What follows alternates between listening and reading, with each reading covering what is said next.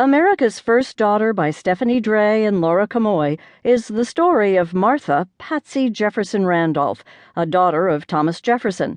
Based on Jefferson's letters and actual historical events, the novel imagines Patsy's struggles to remain loyal to her father while following her own heart during America's turbulent post-revolutionary years.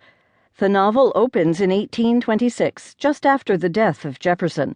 Patsy is left to go through her father's letters. In addition to Patsy, Jefferson is survived by Sally Hemings, a slave about Patsy's age, who is the half-sister of Jefferson's late wife. Hemings was his lover for many years and the mother of several of his children. Patsy knows the story of her father's long relationship with Sally can never be told. It is Patsy's duty to protect both her father and her country by keeping his secrets. In Part 1, The Dutiful Daughter, Patsy recalls the time a frantic messenger arrived at Monticello, Jefferson's Virginia plantation, to warn Jefferson that the British were coming. The year is 1781. Patsy is only 8 years old.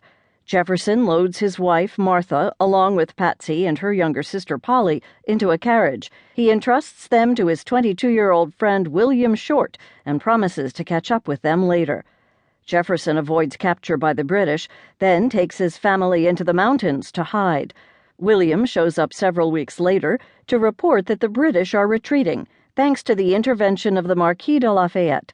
Then Lafayette tells Jefferson that his American countrymen want him to represent the United States in Paris, but Martha doesn't want Jefferson to go.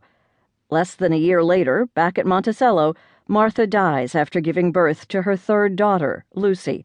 But first, she asks Patsy to promise that she will always look out for her father. She makes Jefferson promise that he won't remarry. Afterward, Jefferson plunges into a deep depression. Patsy remains at his side.